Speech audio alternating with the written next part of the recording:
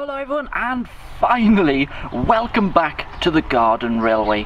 Now this update is well overdue. Well, that's a complete understatement. It has been months and months since we've been out here, and as you can see the sun is out at the moment, and it has been for about 2 weeks here in Wales, which is well, that's not really normal either, is it? So in today's video we're going to show you progress, and we might even run some trains at the end of the video. That would be exciting. So here we are then, up towards the top end of the garden. You have the bridge just over there in front of you. Now if we come down here, this is going to be a junction just here. Now this track here is only temporary laid, as you can see just here. The point is in, this is a Pico point that I got from GLR recently, and you can see where the branch line is going to go, up to there. It'll just pretend like it's disappearing. And this line here goes down there and down the side of the fence. Now where I just showed you this point, this will continue all the way around the garden, eventually when we get round to it. So if we just go up this way a bit more, you can see the work that has been done. The bridge and pond is just there. The pond really needs a clean. It's a bit green, so we need to get that sorted. These rocks were just put in recently. We are going to put in some low plants in here to cover these, to make it look like, well, natural scenery, I guess you could say. So what I'm going to do is show you the bridge, which is a new bridge by the way. So let's go and take a look at that. And here is that new bridge that if you're on Facebook page, you'd know this has been here for a while now, but it's been scratch built by my dad out of wood with the metal railings going across. And doesn't that look so nice in front of the waterfall? Yes, there's been a lot more planting around the waterfall as well to blend it in when we were just down that way. That piece of wood there, you can see just there, isn't level yet. We really got to sort that out. So here's the pond. Well, we can't see the fish because, well, it's green. Yeah, we really need to clean the filter out on that. The sunny weather really turns that green very quickly. And you can see the track curving off into the shadow there. You can just about see that. That's actually the old G-gauge castle tower that we had.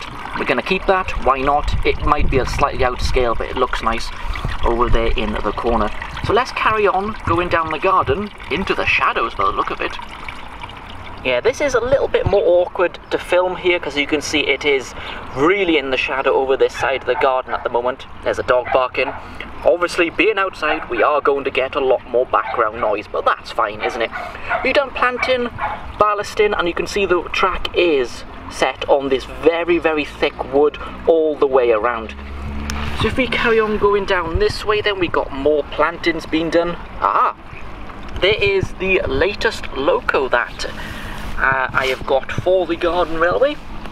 It's a Helgen. I believe it's a class 53, I think these are. Really very nice. Called Falcon, which is a prototype diesel locomotive. I bought that at the Bristol show, actually. So you can see the planting that's been done here. We're trying to get sort of smaller plants so they don't grow so much. And here is the small halt then, which is called Maple Tree Halt. Might be wondering why. Well, there is a maple tree very close to here, which if I pan up, there it is, that's the maple tree. These flowers are really looking nice, aren't they? Sadly, they don't flower for very long, so they'll be disappearing rather quickly. And they're the other end of the station, which carries on down there, which will go down that way in a minute. Now, if some of you are wondering how are we powering all this, this will all be DCC powered, and if we go to the joints just here, we have to put a loop of wire in every single joint both sides. What a fun job that's going to be, but it has to be done out here to keep the conductive materials all working as they should, because the heat and the cool really muck about with that sort of stuff. So let's carry on and go a bit further down the garden. Here we are then. As you can see, we were just up there where the station is, and the track continues down here. We got a slight curve to get it in position down this end of the garden. This part of the track isn't actually pinned down yet. It's because, well, we got to put the curves in down this way, which I'll show you now. This is where the sort of the ballasting and stuff ends for now, because this is the bit that's done recently. Only a few days ago it was done. You can see the track bed here. We're going to put plants both sides, and well, there's a couple of plants already here. So if we carry on here, this is where the actual line ends at the moment, but obviously it's going to continue all the way down here. Now the tunnel, yes, it's still here from the old days of the G gauge, but it's been lowered and made a bit smaller, ready for O gauge. Now yes, does that look too sharp for you? You can see it there?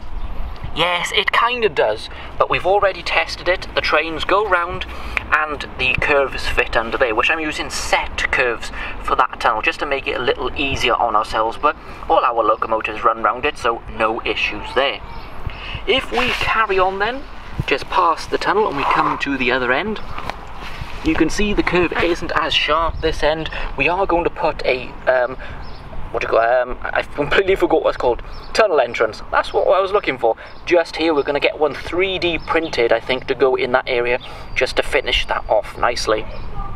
If we carry on down here, we got loads of rock work, which my dad's been working hard on, and we're going to put plants and everything growing all down it to really bring it out. And you can see it ends here. That is how far we've got with the track bed at the moment.